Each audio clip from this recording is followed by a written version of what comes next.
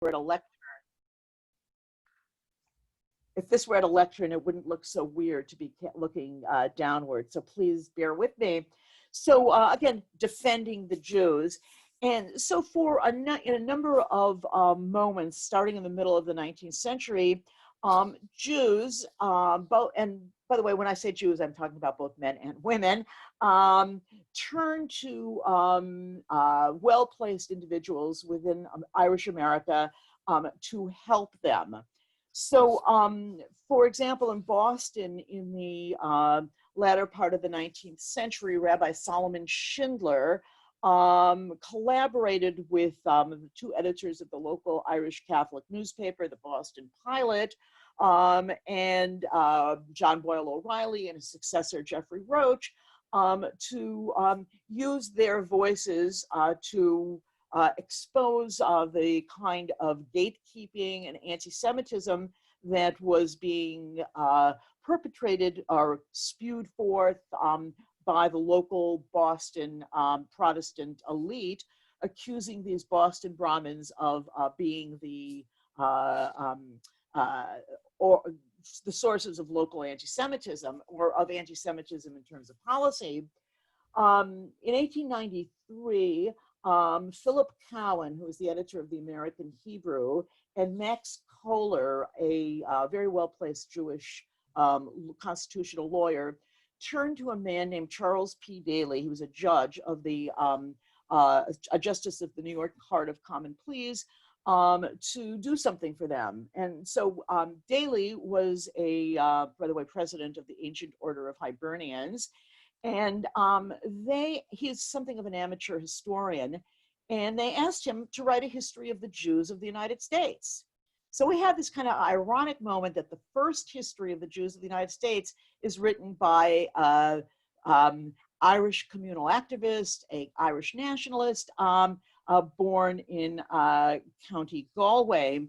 His book, which came out called The Settlement of the Jews in North America, was a rousing tribute to the Jews, saying that in the context of rising nativism, the Jews should not be considered newcomers to America, but my gosh, they've been here since 1654. And it's in fact Daly's writing that makes this origin story of the Jews in North America, which popularizes this story of the Jews' origin story. He also wrote a little book called The Jews of New York. And again, he demonstrates that no finer class of citizens is there than the Jews. And he then goes on to chronicle how much they have contributed to America. Okay, so in 1893, 10 years later, the activists from the American Jewish Committee associated with the Jewish Publication Society of America turned to an Irish writer, Michael Davitt, a journalist who had covered the Kishinev pogrom in Moldavia, and asked him to take his articles on the Kishinev pogrom and to turn it into a single book, which came out under the title Within the Pale, The True Story of Anti-Semitic Persecution in Russia. And Davitt's story, in a way like that of Daly, tells the American reading public that the most important thing is to keep immigration open for Jews to the United States, because there was no future for them in Russia.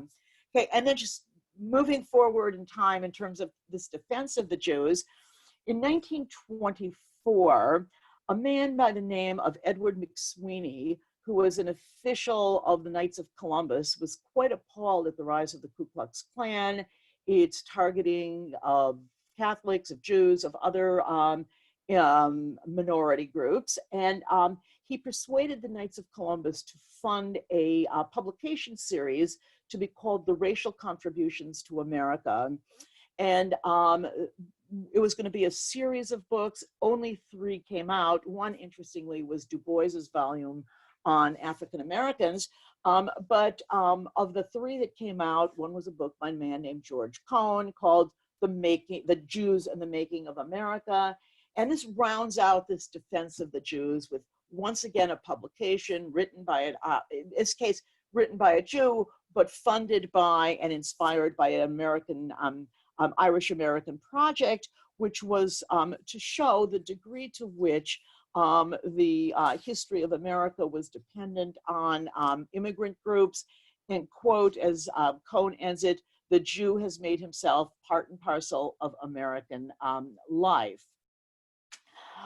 So this defense of the Jews, it has a kind of journalistic publication quality to it, but it's very much there as a way in which Jews turn to the Irish, or Irish individuals to defend them, because of these same words coming out of the mouth of Jews would just be essentially self-advocacy. Okay, this takes on a very important political perspective. And so a second element of this book, or this project, is the impact of the political machine, particularly in New York through Tammany Hall, but not only on the integration of the Jews into American life. The role of Tammany was very powerful.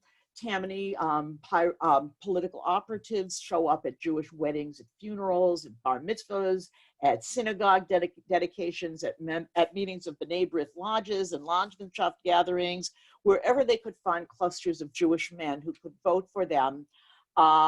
There's one Tammany Hall operative who actually set up a little table in the lobby of Beis HaMedrash HaGadol, one of the Lower East Side synagogues, every Monday and Thursday. Now, did he know that's when the Torah was read?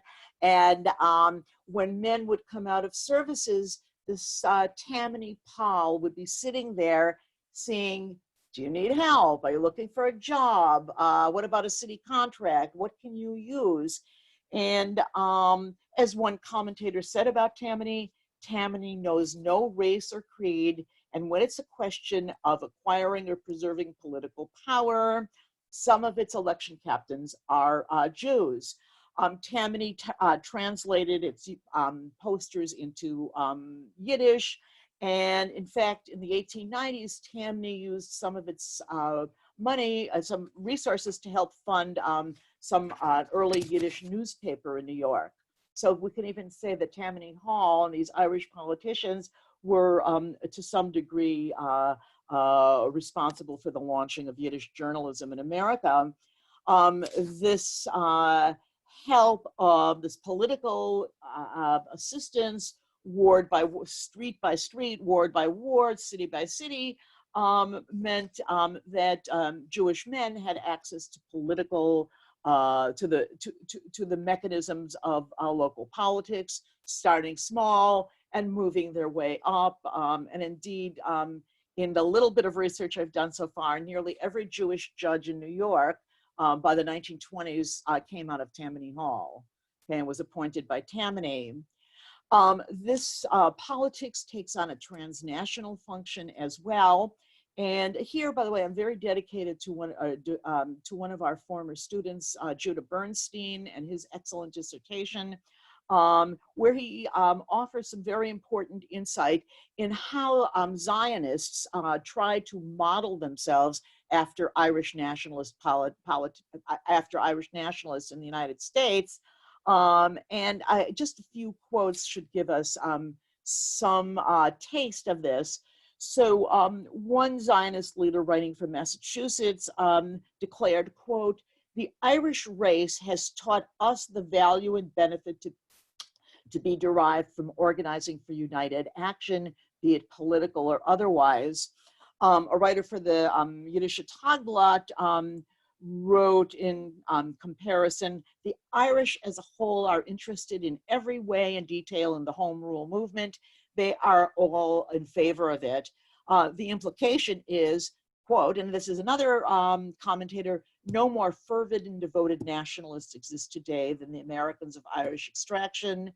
We cannot take up a newspaper without being convinced that the thoughts of Irish Americans are constantly occupied with the interests of their country, of the country from which they came." Now, notably, these were all made in comparison to what they lamented as the disorganization of the Jews, the fact that the Jews couldn't care less about nationalist politics, and that if the Jews, if the Zionists wanted to really organize, they had to learn from the Irish. That learning then takes another turn, and one which we might say was even more, it takes another turn in that much of American Jewish labor organizing in its early decades also took its cue and from the Irish. The Jewish immigrants come to the United States, where the Irish control and had perfected and controlled much of American labor organizing. They really stood at the forefront of union efforts in the United States. And one by one, Irish Jews interested in labor organizing found themselves, we might say, an Irish mentor. So just take the case of Sidney Hillman, who's becomes the founder of the Amalgamated Clothing Workers Union, probably one of the most important Jewish labor leaders. He originally belongs to the United Garment Workers Union, which was under Irish domination. When his faction breaks off in 1914 to found the Amalgamated, he essentially received his information on how to go about doing this from John Fitzpatrick, the head of the Chicago Federation of Labor. And at the first organizing meeting of the Amalgamated Clothing Workers, sitting behind, Hillman's at the podium, and sitting behind him were John Fitzpatrick and Mary Kenny O'Sullivan. The case of women, Jewish women as labor organizers, was probably even more indebted to the Irish women who came from them. Rose Schneiderman, who is probably the most famous of the Jewish women labor organizers of her generation, fell under the spell of Leonora O'Reilly when the two of them were involved in the Wage Earners Suffrage League. And it was O'Reilly who showed, who taught Schneiderman that one could not, that Jewish women going into labor organizing could not ignore the suffrage issue, and that the two issues, women's rights and women's labor activism, could not be disassociated. Bessie Abramowitz, who would marry Sidney Hillman, was also a disciple of Mary Kenny O'Sullivan. And like her and Fania Cohn and Pauline Newmark, these were women who were very much initiated into the world of labor organizing through the Irish women who came before them. And I think particularly interesting is that the Women's Trade Union League, which is founded in the early 20th century, which was made up primarily of white middle class or upper middle class Protestant women working with extending assistance to working women. So it was the well-off women from the uptown women, and then primarily these Jewish workers. And it was Irish women like Leonora O'Reilly who served as the buffers. The Jewish women were quite annoyed by much of what the uptown, the middle-class women did. And it was the Irish women like Leonora O'Reilly who served as the buffers between the Jewish women and and their economic betters, who essentially were funding the organization. Here we again have another case of learning. If one of the goals, in fact, the goal of the migration was to assure a better way economic security, then how to form labor union was quite crucial. Without the Irish mentorship, perhaps the history would have gone in a different direction. This teaching, however, has a really very widespread grassroots kind of manifestation in the context that in a context that took place literally in the classrooms of New York in particular.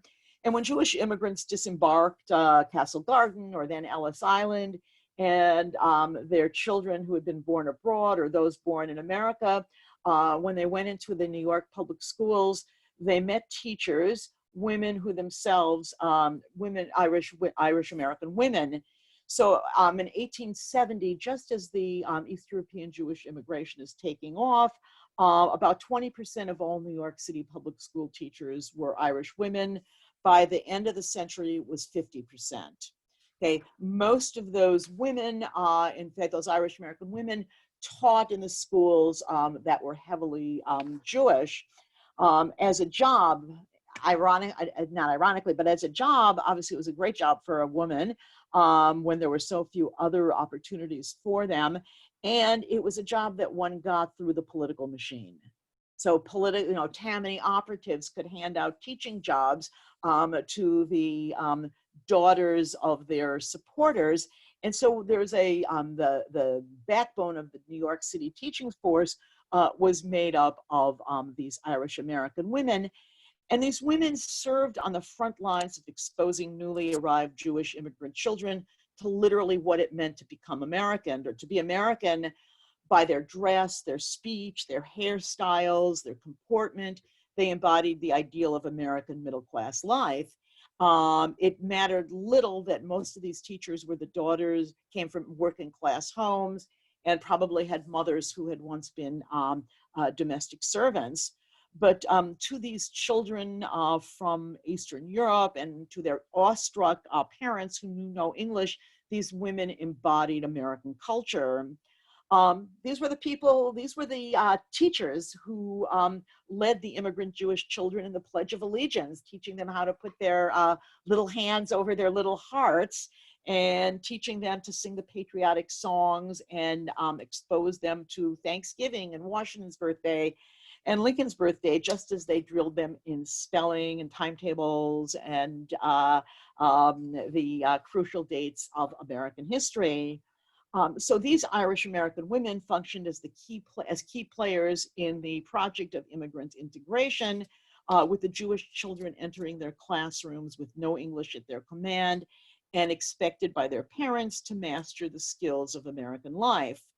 These children, boys and girls, in fact, did have extremely high rates of public school attendance, and we might say that it was exactly what these Irish women who taught them, offered them those crucial lessons, which allowed for the trajectory out for the Jewish children out of the working class. One woman who we actually know a pretty substantial amount about was named Myra Kelly, who came from Dublin, and she was a teacher on the Lower East Side for a number of years in PS 147, and which was in the heart of the Jewish immigrant enclave. And while she left school teaching and became a writer, she wrote her experiences with these immigrant Jewish kids in a number of books, and they're very charming, they're very sweet. She has one book called Little Aliens, and another one is called Little Citizens. And in these books, her protagonist, who's a woman named Constance Bailey, while she's not said to be Irish, the name gives it at least some potential Irish ring. Her protagonist, Constance Bailey, teaches these Russian immigrant children, or these Jewish immigrant children she calls them Russian, the intricacies and puzzles of American life. And essentially, her teacher becomes the conduit for American knowledge to these kids. The story of Irish women teaching Jews to become American and integrate into American life continued in the educational sphere into the 1920s, as the daughters of Jewish immigrants then began to enter the same field of teaching.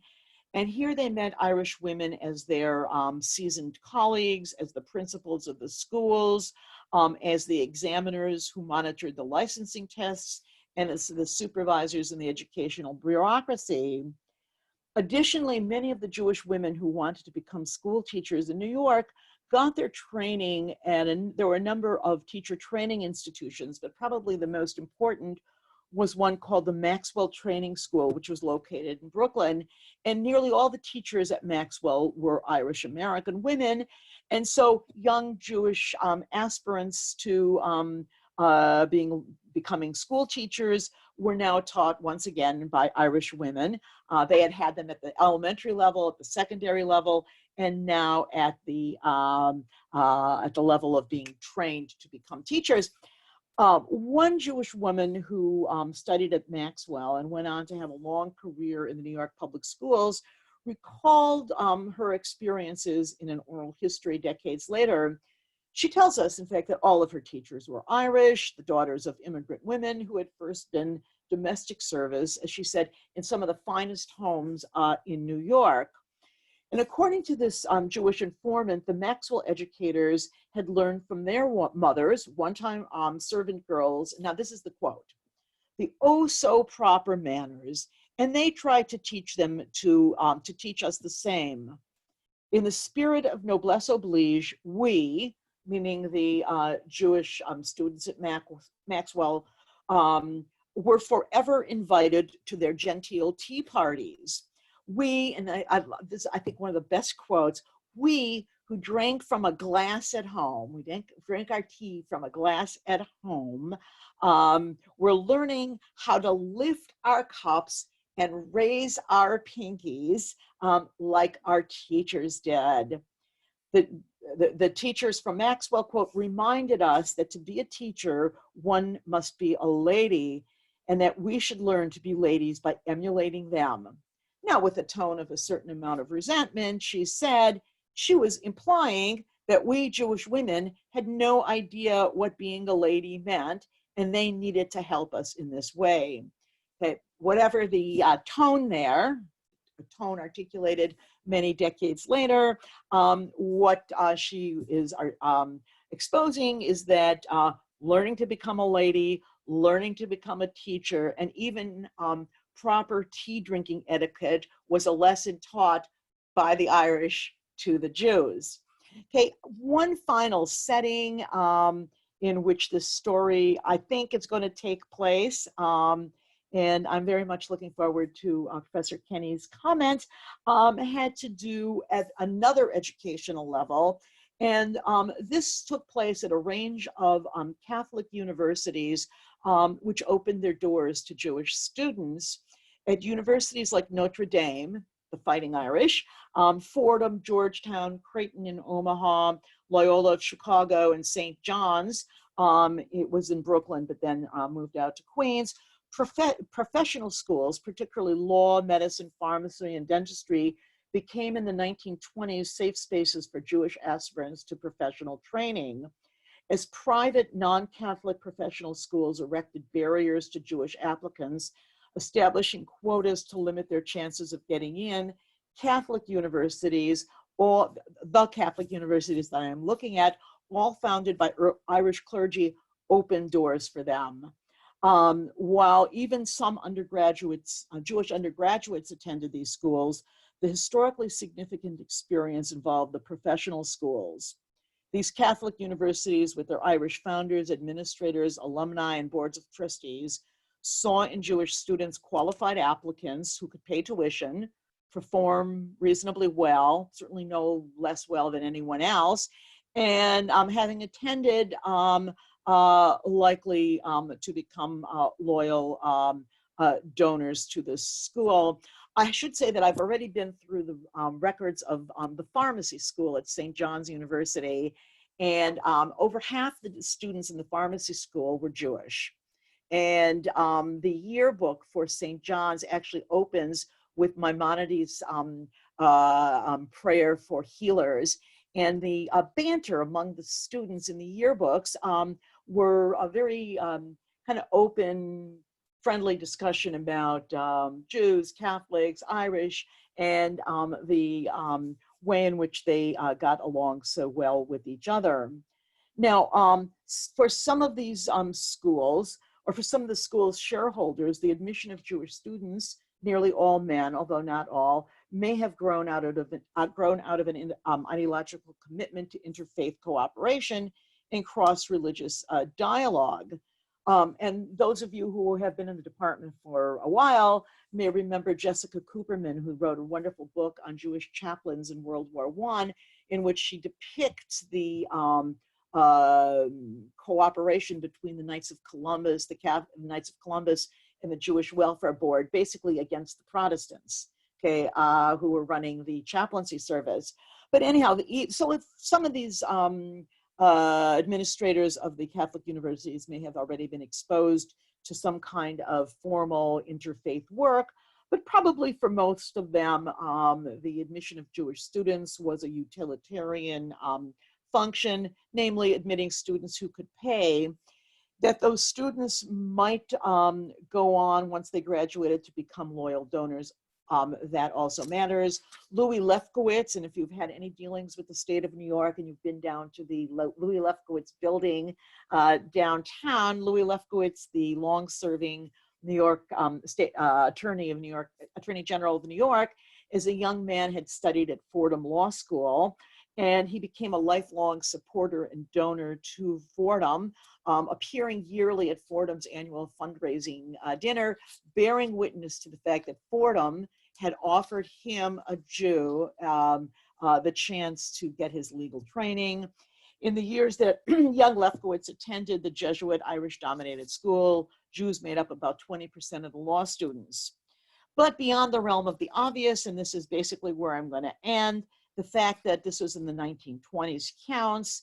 In this decade, anti-Catholic sentiment spiked along with anti-Jewish sentiment, with the Ku Klux Klan targeting both. Catholic professional schools declared by virtue of their admissions policies, as did so many of the other players in this story, that they did not share in prevailing prejudice. By doing so, they made a statement that they did not share in the hatred against Jews seizing the Protestant nation. In this example, the Irish Catholic professional schools made room for Jewish students. And I'm going to bring this now full circle just and say, recapitulating that Jews obviously had much to gain from this. They learned how to organize unions. They learned how to play American urban politics. They literally learned English. They got advocates who wrote books about them and praised them. But the Irish had much to gain from this also. And in this complicated encounter, both sides looked across a set of otherwise powerful divides, seeing possibilities for mutual benefit. Okay, so there I am. Kevin.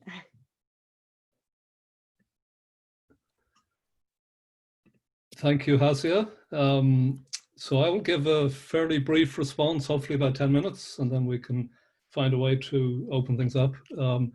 So firstly, Hasia, thank you for inviting me to comment on such a rich, provocative, and persuasive presentation.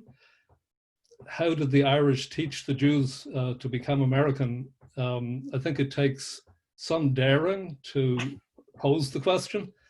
And I think it takes a powerful and disciplined act of historical imagination to answer it. And Hasia, of course, is uniquely qualified for the job. She's a renowned specialist, as you all know, on American Jewish history, but she has also published influential studies of Irish-American domestic servants and Irish foodways, comparing the latter to those of Jewish and Italian immigrants. She has served, moreover, as she mentioned, as interim director of Glucksman Ireland House. And as I do that job now, I can attest that this too is an important qualification. All the more so as during her term as director, she oversaw a popular lecture series on Jewish-Irish encounters in the United States, which helped inspire the current project and gave rise to a collection of essays in the making, co-edited by Hasia and my colleague Miriam Naim Gray. Hasia also teaches a course on Jewish and Irish migration to America with my colleague Marion Casey. So the cutting edge of scholarship on American immigration and ethnic history at present is to move beyond studying any given group on its own, as though its history unfolded in a vacuum.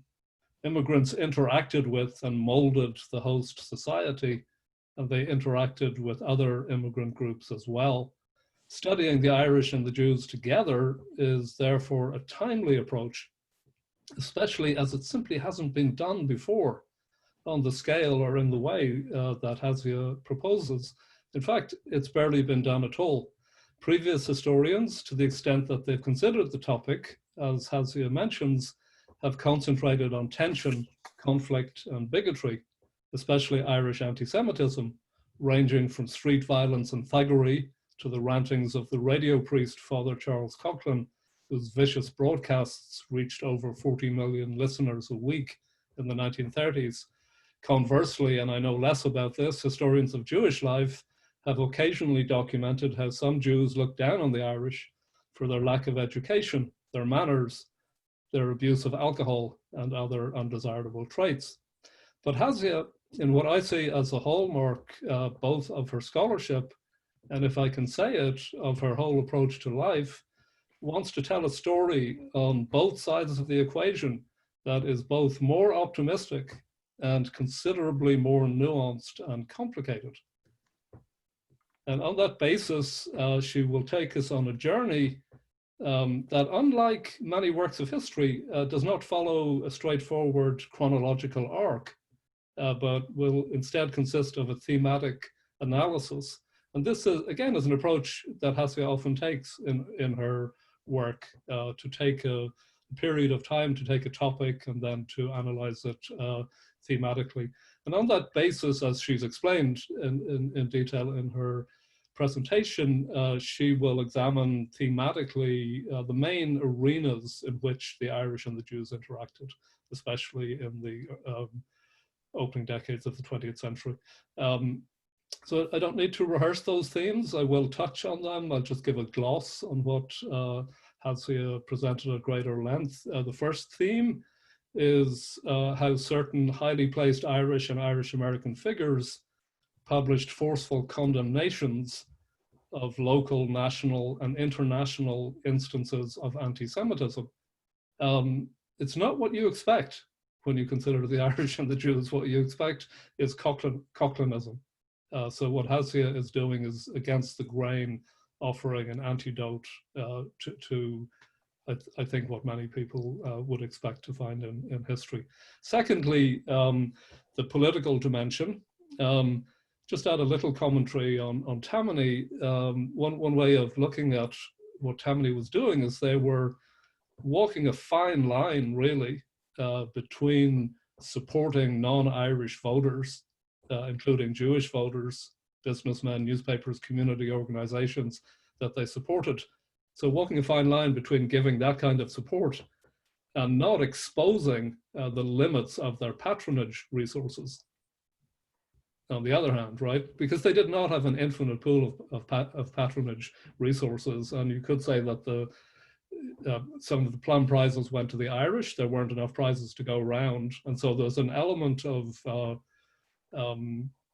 real finite concrete support that Hasia documented. There's also an element of symbolic politics involved. And the irony here is that, as Hasia explains, many Jewish politicians learned the tricks of their trade from Tammany, but in the 1930s, they helped use those same tricks to overturn Tammany's, the Irish-dominated control of New York City. So you get a multi-ethnic alliance in the 1930s involving Jews and Italians and Germans that breaks Tammany's stranglehold. And what I kind of was thinking of when I listened to Hasia is that, well, they learned how to do that by working with Tammany in the first place. The third point about Zionists in the United States drawing inspiration from the organization and skill and range of Irish American nationalists, that's a very powerful point. The Irish nationalists are supremely well organized. They have been for a long time, since the 1840s. They support a variety of different kinds of nationalism, radical, extreme, peaceful, and constitutional. There's a twist to this, which is that one of the most influential interpretations of Irish American nationalism is that the nationalists were actually less concerned with Ireland than with getting ahead in America. Mm-hmm. So that by getting involved in well-organized movements of this kind, they kind of proved their bona fides, their capacity for citizenship. They mobilized, they organized. So it's an interesting question when it comes to ethnic nationalism and involvement in the affairs of a homeland or desired homeland, what the implications of that are for social mobility in the United States as well. Labor is another hugely important point. I have a figure in my head that 50 of the 110 AFL locals in the opening decade of the 20th century were Irish or Irish born. So the Irish are certainly dominant there. More radical movements, particularly socialism. There were Irish socialists, but it would be interesting to talk about the variety of labor movements we're talking about. We're not just talking about craft unionism. Point on teachers, again, I was intrigued to listen to Hasia discuss it, because we have a sense as historians of the American Irish that one of the possible benefits of entering domestic service, it wasn't an intentional strategy, but that Irish women who dominated domestic service at the turn of the 20th century were exposed to models of middle class mores and manners and rectitude. When they left domestic service, if they married and had daughters, they were very sure that their daughters didn't go into domestic service. And one of the things they did go into was teaching. And then you have the daughters of these domestic servants who learned American middle class ways earlier in their life, in Hasia's account, teaching the daughters of Jewish immigrants to be American in that way. And that I think is fascinating. On the equally fascinating and important question of Jewish Americans enrolling in Catholic universities and colleges, the comment I wrote down on that as I was listening was, well, who knew that my former employer, Boston College, played this important role? So it'd be great to talk more about that. Okay, whoops, there goes me off my temporary stand that I put my computer on. I have just a few points I want to raise that might then on that basis lead us towards discussion. The first one is actually, it's not a comment or a question at all, it's just a very simple and obvious point that we so often forget as historians of immigration when we look at the Irish, and that is they came first, right? So we need to emphasize that they were there a couple of generations before the so-called new immigrants. But the simple aspect of that, and the important point, is that their ability to speak English gave them a really significant advantage over nearly all immigrant groups at the time or subsequently. It's a point that's so obvious you would almost not make it. But if you look at the Irish during the famine period, it's estimated that at that time you might expect the percentage of Irish who spoke Irish to be very high. But the figures we have suggest that something only about 5% of Ireland's population in 1850 were monoglot Irish speakers. So about 25% of them spoke Irish, but most of them were bilingual. They knew English even if they spoke Irish. So, again, history is, especially when we approach it the way we are today, it's so filled with ironies, because I think there's a sense in which many Jews retained or perhaps discovered their languages in America. And I think that the Irish case, by necessity rather than choice, demonstrates the advantages of losing your language. And the advantages of losing a language is actually, for better or worse, I would say, is a distinguishing characteristic of American immigration history. So there's a question of language we can talk about. There's a saying in our field that the third generation seek to remember what the second generation tried to forget. So in other words, the immigrants come, the second generation lose the language, the third generation look back and try and recover aspects of the culture. But so the language question is interesting. Another thing that occurred to me and again, it's not directly relevant, but we might talk about it, is that it's really striking to me that the Irish and the Jews had probably the lowest rates of return migration of all immigrant groups in the period we're talking about in the early 20th century. So even when they could afford to, members of neither group especially wanted to return to the lands they had left or from which they had been forced out. At the same time, both groups were known for their sense of exile. The Irish, because so many of them interpreted their departure from Ireland as imposed by the British, the Jews because of similar experiences in Eastern Europe, but also with a particular theological dimension. And in both cases, to return would have been for various reasons the negation of exile. Now, that's a somewhat abstract point, but in concrete terms, it's striking that the Italians, by contrast, so many of them came as birds of passage, migrating to the United States with the intention of returning after 4 or 5 years' work, and about half of them did so. So accordingly, Italian rates of naturalization were very low, whereas Jewish and Italian rates of naturalization were very high. And how that would affect the inter-ethnic mix that Hasia is talking about is something that interests me. Third point, I only have one more after that, 4 points. So third point is that Hasia offers an intriguing theory of why the Irish and the Jews, when they encountered each other in America, began to interact the way they did. A big part of this, she argues, is that they were almost entirely new to each other.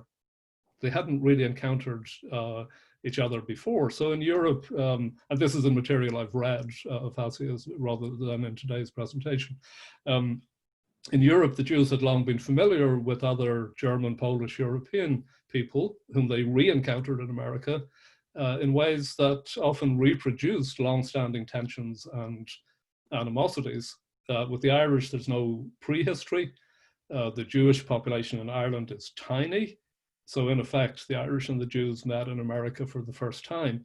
Now for the Irish, this was largely true of other groups among the so-called new immigrants of the Ellis Island period that they met in the United States, including Southern Italians and Eastern Europeans. The Irish hadn't met them in significant ways either.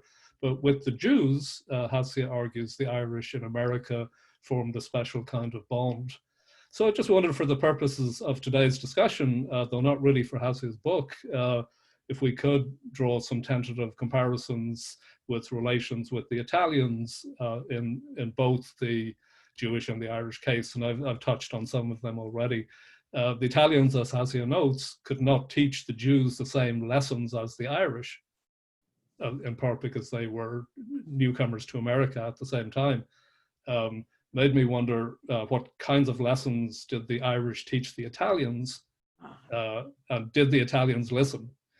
Okay, and a final point, and it's a big one really, because Hasia raises, and then I think leaves us with a big question concerning structure and intentionality or motivation.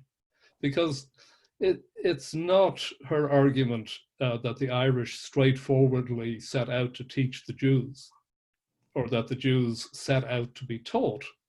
That would just be too simple for the kind of history that Hasia does. Instead, the two groups were thrown together in urban America. They came together under force of circumstances, rather than either side sitting down in advance to devise a program of cultural pluralism, as academics might do, and then setting out to find the best partner with whom to implement the program. It doesn't work that way in the story Hasia is telling. Nor, obviously, did they want to break down the social, cultural, and religious boundaries between them, because these boundaries defined the Irish and Jewish communities, allowing, of course, for the considerable diversity within both groups. they defined the communities and they divided them from each other. But by coming together as they did, maintaining difference through interaction, both sides had something to gain. And this is something that Hasia touched on only at the very end. And it's kind of I think, a big question for us to discuss today. How did both groups benefit from the relationship? And we can see perhaps how it might have benefited the Jews, but what was in it for the Irish? Okay. So the trick, Alex, is how to moderate a conversation. We do have a chat room function because we have 5 pages of gallery view. Okay.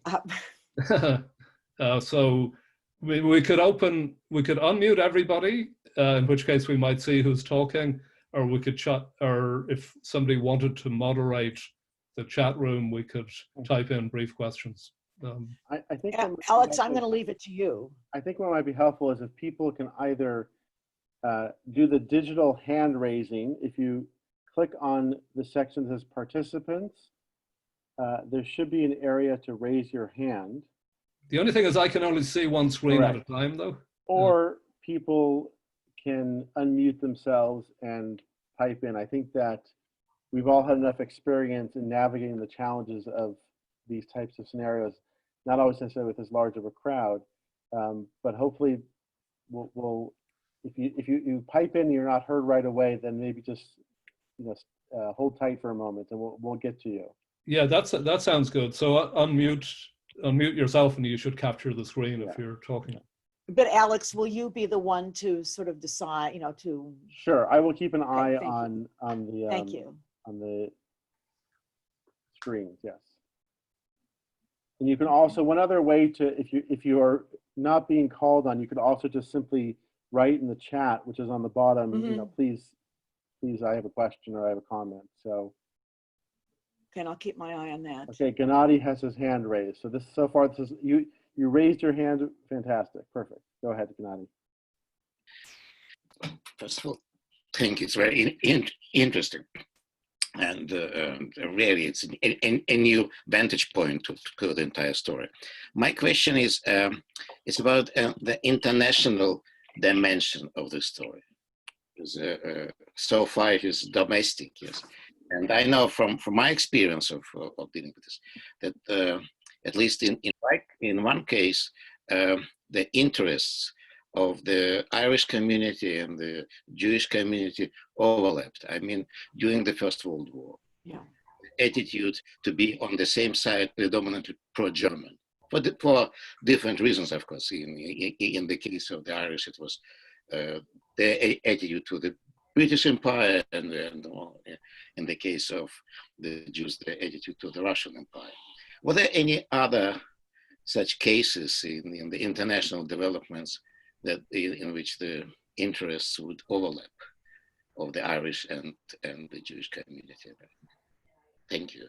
Okay, well, I'm going to slightly defer to Marion Casey, who's written, who's in the bottom of my screen here, who's written a really fantastic paper and gave a talk in the context of the programming in Ireland House on the response to the Paris Peace Conference and the, in a sense, different outcomes for Jews and Irish in that particular moment when they're both pressing for rights. But Gennady, it's a great question. And, I really had, other than David's writing about the Kishinev pogrom, it has escaped my perspective to think about the kind of global politics. So I don't know, Marion, do you want to say something? I possibly, and it would need more research, but possibly the only other overlap would be that the Republic of Ireland and the State of Israel basically are born at the same moment in time in the late 40s. And then you have, what's his name? Sorry, Kevin or Miriam can help me, Robert.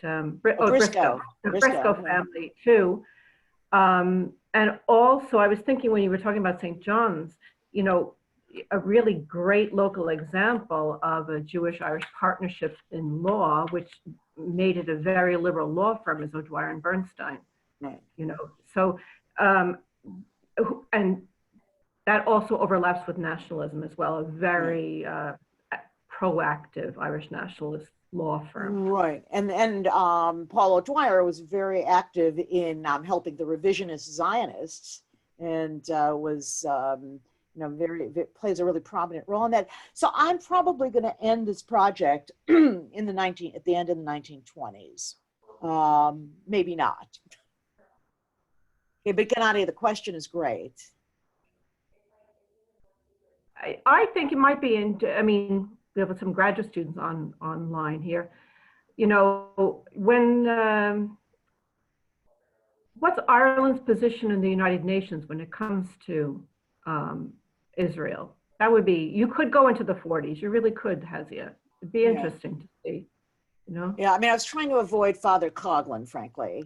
Yeah, I think there's a lot of value in this type of work in correcting a really long-standing historical skew that only portrays ethnic relationships in an antagonistic way rather than a cooperative way. This is it's been done with African Americans and the Irish, and you know, it has done also. Mary Elizabeth Brown's work on the Italians, Kevin, is the same, right? It's the antagonism rather than the positive stuff. And yet we know there's been intermarriage in all the groups over time. And so how does that positive affect, or how do we write that back into the history just to balance things? Yeah, I don't have an answer, Gennady. I have a question. You just gave it to me, so I'd be interested to learn more about that. If you can tell us more, or if I can look into it. I've been racking my brains to come up with something.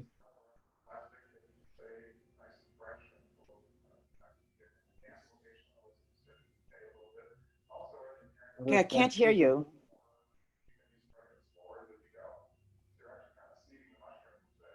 I think we're hearing something in the background right now. Is somebody trying to ask a question?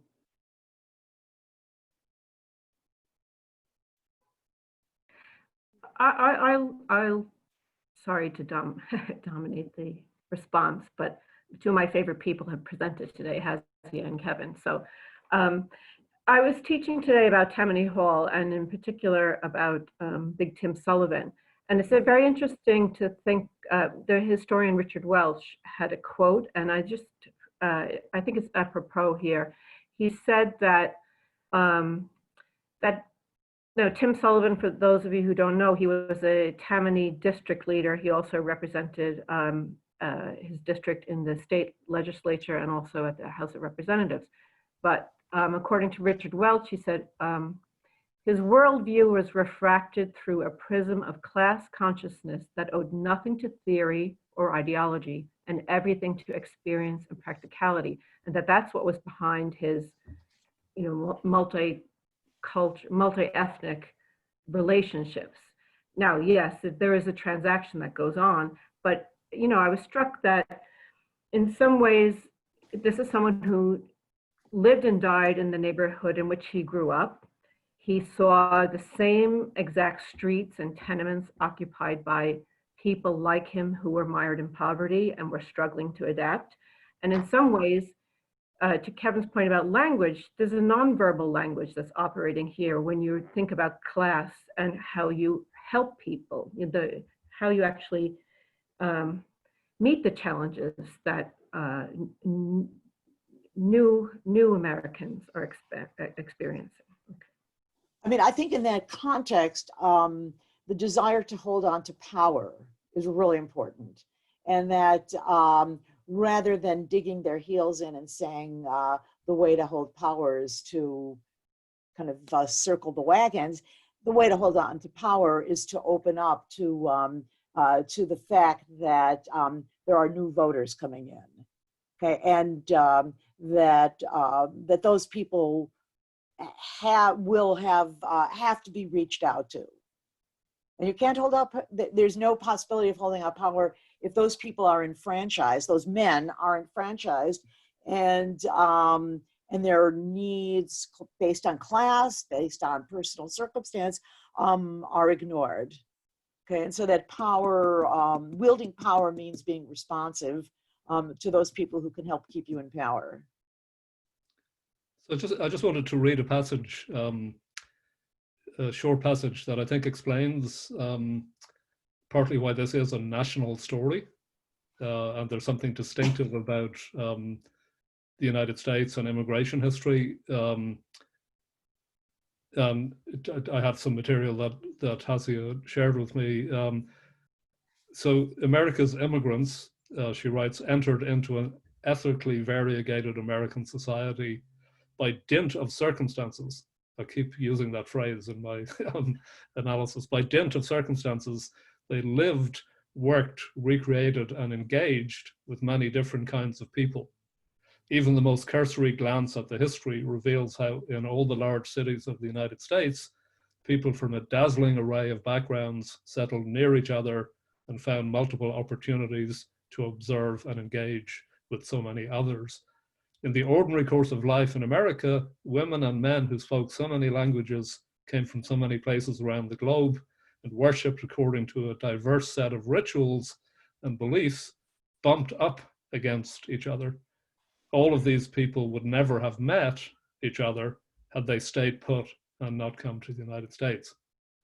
And so it's in that context, which is essentially the Lower East Side and other places, that this story emerges from, right? I mean, it's a structural story of distinctive to America of bumping up and of force of circumstances and of structure. Here, by the way, there was a comment on chat and it's now gone. So, or there was I'll read it to you, Hasia. I'm pulling it up. It says from Edan. Oh, okay. It says, I think that's where it's from. Referring to nationalism, was there any equivalent of Jewish commitment to other Jewish communities in the Irish local society? Okay, that I'm going to have to actually defer to Kevin. I mean, that is, did the Irish in America express concern for the Irish in Australia or South or Britain? Is that, if that's what the question means, yeah, the answer would be very much yes, because that's kind of what it's how diaspora works most powerfully in the Irish case, as I see it. It's not communication from immigrants in New York back to Dublin. It's communication between immigrants in New York, Sydney, Toronto, and London, talking to one another. If that's the yeah, if we take that question to mean that's really the power of diasporic nationalism in the Irish global case. My intention was whether there was some kind of a teaching of how to make those global connections of diasporas that the Jewish community in the United States adapted from the Irish community. Yeah, I mean, I'm not sure. That's a good question. And I'd have to figure out how to operationalize that and, you know, what that could mean. I can think of one example, I think, which would be the use of diaspora bonds by newly formed states. There was really ultimately a failed attempt in the Irish case and a successful attempt in the Israeli case. And they were separated by 35 or 38 years. But historians have written about diaspora bonds and fundraising for new states in this context. So it might have been an anti-lesson rather than a lesson. The lesson because the problem with the Irish Republic is it did not have de jure existence when it was engaged in the bond drive. It was a de facto republic raising bonds, and the Israeli model in 1950, 1951 was hugely more successful. I mean, that's something that springs to mind. But now you're into the 1950s, Hasia. Okay, yeah. Okay, so I see Miriam has a question there, which said the Landsmannschaften and say Irish organizations. Miriam, why don't you say it because it got cut off? Yeah, no, sorry. My 2-year-old is making noise here just as I was about to speak, but just follow on from Kevin's point in terms of the bonds. I think there's an interesting comparison to be made. And of course, Dan Sawyer has done some great work on the Landsmannschaft and looking at how networks of Irish organizations, in particular the ones where people, you know, from different counties across the diaspora interconnected, and perhaps an example across the Jewish example as well, just building on that point that was just made. Yeah, and you know, and again, I'm less concerned, unless I should be, with comparisons. I think comparisons are always problematic, but rather it is a historic drama of you know, this one group of people coming into to urban America and having a kind of a variety of people with whom they have to interact, people whom they don't know, people, some of whom they did know from before, and essentially trying to figure out who can both sort of consciously and unself-consciously, who is going to pave a road for me? How are we going to plant ourselves in this place? And for the other group, to try to assess these newcomers and what can they do for us?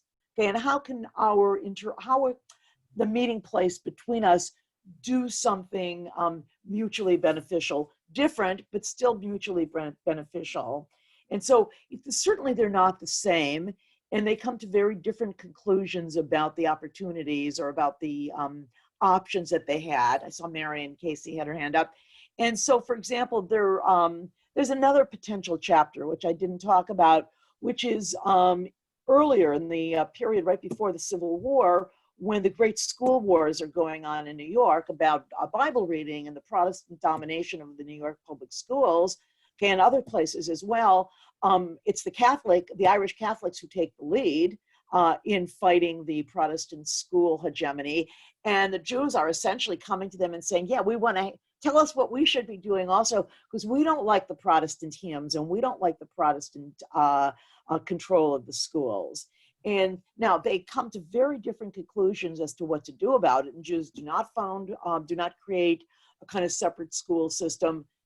The Irish Catholics do, but yet it's that moment of encounter which interests me, where the one group with numbers, which we haven't talked about, just so much larger, and with already a structure of a political structure, both internal and in a way external, and with both of which I think gave them a kind of, to use a really academic word, moxie, to challenge the Protestant elite. And the Jews don't have that. They're much more nervous about, because they're so much smaller and they don't have that kind of overarching structure. And essentially in that encounter over the public schools in the pre-Civil War period, which Diane Ravitch writes about, you know, in the Great School Wars, it's the Irish who take the lead and the Jews who kind of essentially learn from them. So again, it's not comparison, they do this and this, you know, they did it the same, they did it differently, but rather how they serve each other. Can I add, or Marion, are you next? Do you have, oh, yes, I don't know how to Marion. do the hand thing. I was just going to say that in some ways, to the point about comparison, yeah, it doesn't work because comparisons only work if you think of people one-dimensionally. And some of the people, like you mentioned John Fitzpatrick in Chicago, you know, this is a man who wore many, many hats, including a very strong Irish nationalist hat in the lead up to 1916 and the aftermath. And then Michael Davitt too. These are critiques of power structures and of those at the bottom of the heap in some ways, you know what I mean? And yes, they come to different conclusions, but they're addressing in some ways the same problem. And that's kind of where their commonality is. Right, and I guess the question to me, or my operative principle here, is that the common problem is, yes, the poverty, yes, the class issue, but it's also an American society which still continues to be dominated by a white Protestant elite that serves as the kind of gatekeeper, or as gatekeepers, that defines America as theirs. And all these other people are somehow guests at the sufferance of those who truly own the nation. And it's in that challenge to the gatekeeping by that the elite that they have this commonality. And Jews on their own were unable to challenge that elite on their own, and the Irish become essentially allies in making a place for them, as in the end, actually for so many other newcomers and outsiders. And again, sorry. I'll just say one. I should say, and Kevin puts it well, and it's by dint of circumstance. It's not out of ideology.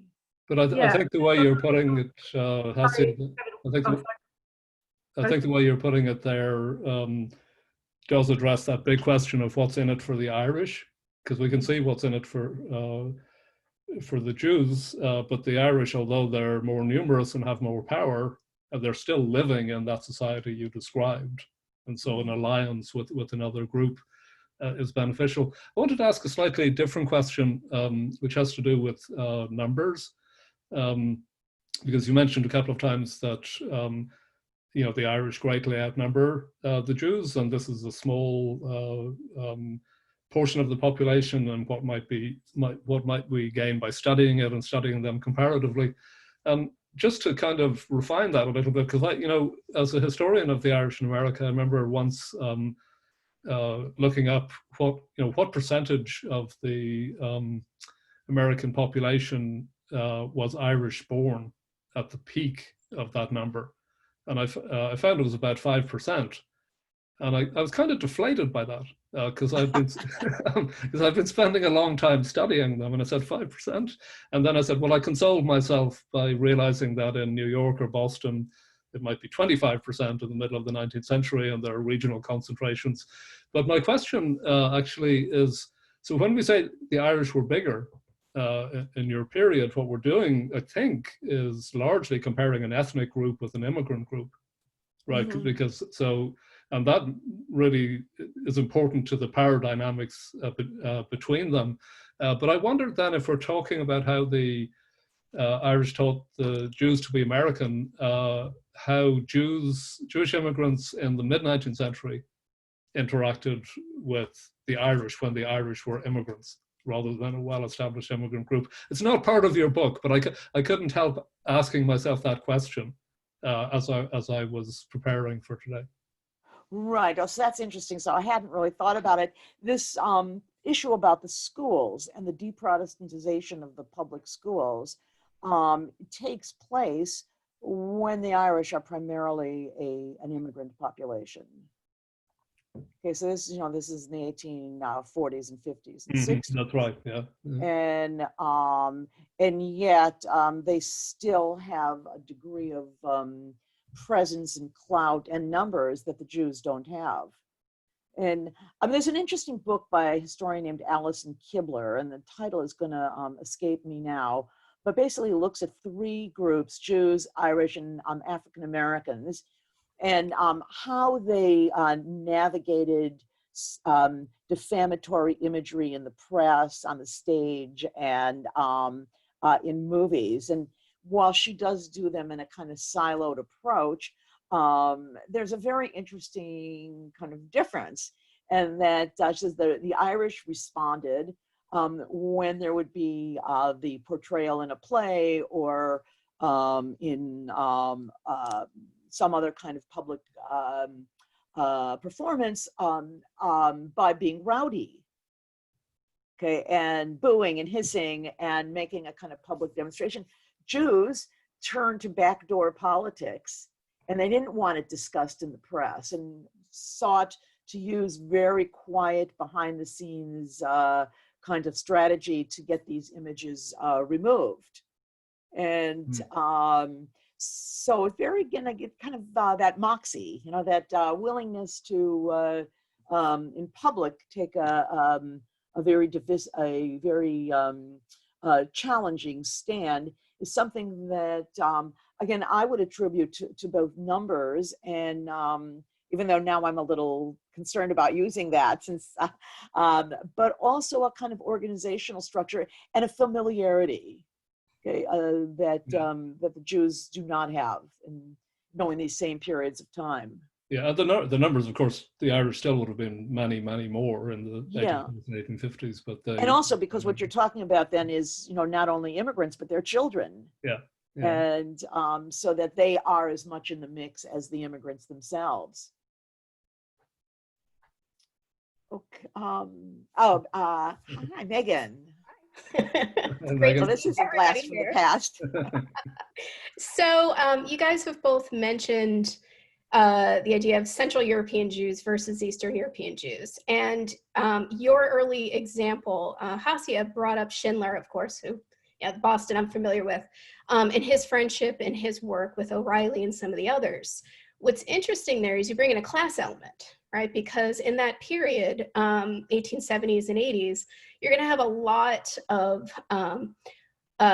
working class Irish, more immigrant, and you're also going to have the upper class to a certain extent, right? The elites, as you call them. So what's interesting is looking at that class element, particularly in that earlier period, kind of raises that question, Kevin, you had about working with the immigrant generation versus the American-born generation. And you kind of see it in the Jewish community and to a certain extent in the Irish as well. So I'm just wondering how you're sort of dealing with that. So just to give you an example, a lot of these Central European Jews in New York and Boston and elsewhere might have likely have had Irish domestic servants, right? So they're not looking to those servants to become American, but they're working with elite Irish Americans to sort of negotiate this space of dealing with Protestants. Yeah, so I mean, that's a good question. And I actually don't think the Central versus East European is actually a very terribly important. I think it's about how long they're in America and kind of nothing else. But I think it's a relationship that goes, it plays itself out on the top and in more humble or modest circumstances. So Rose Schneiderman is no elite, and nor is Leonora O'Reilly. I mean, these are working women from very poor families. They both actually had fathers who died when they were young children, and really lived with tremendous poverty. Okay, or Sidney Hillman. So I mean, these are people who exist at the who become elite in the sense that they develop a public persona. I mean, Schneiderman certainly has a very important public role. But it's hard to call her economically elite. I guess I was speaking more to the O'Reillys and the, sort of the, I guess the politicians and the educational elite, if you will, the literary. Yeah, so I think it goes really, up and down the scale, and so the book by Charles P. Daly. Okay, so he's a judge. Born in Ireland, he's a judge in New York, he's a Tammany Hall operative, but it's Philip Cowan, who was the son of Russian immigrants, but he becomes a very well-established Jewish figure in the New York Jewish community. So are they elite? I mean, yes, but are these the people who wield power? Probably not. Okay, and I think that, again, or the school teachers, they're certainly not elites. Either the Jewish women who become school teachers or the Irish women who become school teachers, both classes of which grew up in extremely modest circumstance. So it really, in a way, I am trying to tell a kind of that each one of these sites represents a different position in the class structure. And most of these young Jewish men who go to places like Fordham and St. John's and so on come from working class homes. Okay, they're not from cushy backgrounds. Thank you. Okay. Hasia, do you think the point about return migration and naturalization is relevant? I think it's extremely important. I think that, and again, particularly when you throw the Italians in the hopper, because the relationship that the Irish will have with the Italians is in part shaped by the fact that the Italians have such low rates of naturalization because of going home. Therefore, they're not using the power. They're not using their white power to go and vote. And so they're not a natural base of allies. And the fact that both the Irish and the Jews are, one might say, to use a trite phrase, here to stay, means that the process of integration, that they embark on the process of integration kind of pretty much to begin with. And it is that not going home. I think that's really crucial. And, and we haven't really discussed the issue of race, but certainly for so much of this, the fact is that these are white people who have the privilege of naturalization and the privilege of, in a sense, being able to chart a path towards integration. I think is really important. Any other questions? I think. Oh, can I just say that back to the point about timing. Tammany is in the middle of a transition, just as this great wave of Jewish immigrants arrive, and they need them to springboard to national politics. You know, they've been confined to municipal and state for decades, and I do think they were an asset in that endeavor, whereas the Italians, by not naturalizing, were of less use to. Yeah, I mean, one might say if they don't naturalize, they're of no use because they don't get their votes. They can't exchange favor for votes. Okay, kind of, right off the bat, if you don't use your vote, you don't get the favor. And therefore, the machine has no need to court them. Okay, and let's remember, this is not just New York, but this is going on in Chicago also at the same time. Of there are a couple Irish machines, and they're all courting the Jews, and they're actually the different Irish machines in Chicago are competing with each other as to who gets the Jewish vote. Okay, and the Jews are very happy. This is something so new to them, to be the objects of a courtship, okay, and of somebody wooing them and wanting something from them, and something that is a privilege of citizenship. And in a way that can't, I think, be underestimated. And again, it takes us back to Kevin's point that because they were there to stay, and they recognize the degree to which participating in politics was going to pave the path for integration and for success. I haven't used that word. Okay. I don't know how. Oh, hi, Sophie. How do I ask a question? You're doing it now. Okay. What I'm wondering is, does it work? Does it become any part of your analysis that the Jews would be coming from a number of different countries and the Irish are all coming from one country? Is that a factor at all? I see that as less important. I mean, again, yes, that's a really interesting comparison. Okay, but the fact that Jews were coming from multiple places, I don't see how that really shapes this. In a way, they're all entering into a particular kind of America, where again they're a minority group. They are going to stay there. They aspire to integration as the success of the migration. They have a set of privileges and they have a set of barriers. And it doesn't matter if they're from Posen or Bohemia or Belarus. They're entering, and they only just come at different times. And the question is, how long have they been there? And so, I mean, I think a different project could use that. But I don't think for this that's a kind of crucial. It's a kind of deal breaker. Okay. Yeah. Thank you. I wanted to ask you one last question from me. So you've come up with 8, I think it is, themes, each of which would constitute a chapter. I just wondered, were there others that occurred to you? And part of the reason I ask is a month or two ago, I participated in a great dissertation defense for one of your students on Jewish organized crime at the early 20th century. I've wondered if street life or something along those lines is an aspect of this story. Yeah, I mean, it could be, and so could the involvement in popular culture. Yeah. Okay, we have not even mentioned, the role in theater and popular music and Tin Pan Alley, which was essentially an Irish and Jewish preserve, and that who was banging out those songs, and so many other venues, and so I think first, I really would like to write this, even though a couple years ago I said I'm never writing another book, and I seem to have gotten sucked into something I didn't expect to do.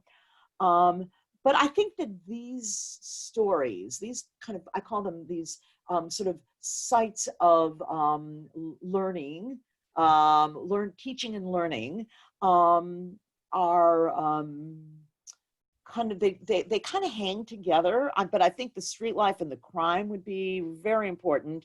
And obviously in Aaron's dissertation, it was Tammany that plays a really important role in allowing these Jewish thugs to do their stuff, no matter who they were thugging for. And again, popular culture is another one. And I think I would like to leave that for someone else. Sure. I say Miriam has added sport as a possible. Yes, sports is another one that, again, at some of these Catholic universities, like like at Notre Dame, there are a couple of Jewish football players, fighting for the, on the team of the Fighting Irish, wearing their little Irish, logos on their sweatshirts. So I think that that's a fascinating story. And the two people who are most active in trying, the two non-Jews who are most active in trying to get the U.S. to boycott the 1936 Olympics were Al Smith, okay, and a Tammany judge named Jeremiah, forgot his last, now his name is going to escape me, but another Tammany Hall operative, and they are, fighting Avery Brundage, saying they want the U.S. to stay out of the Olympics so that they don't go and essentially underwrite the Nazi project. So there's some really interesting, the sports story, the street game, the street toughs, the popular culture, and somebody else can do that. Okay, Alex, what's our? I think if that's the last of the questions, I just want to thank Hasia for sharing your research and progress with us, and Kevin for your response, and really everybody for a really fantastically robust conversation. I think I speak for everybody, Hasia, that we should definitely reconvene as a group in person, bring all of us back together to hear about the next stages, and absolutely, when this book you said you would never write again, write another book. When the book is done, we should all gather together to celebrate and join the department in the Ireland House to have a celebration of this incredible project as it continues. Okay, thank you. And without using a terminology I don't usually use, but from your mouth to God's ears, that we'll all be together physically, because I've kind of had it with this. Hear you, yeah. I hear you. Thank you all for coming. Okay, thank you, Alex, for arranging this. Thank you, Kevin, and thank you. Really, it's so lovely to see your faces. Thanks, Hasia. Bye-bye. Okay, bye-bye. Bye. Thank you all.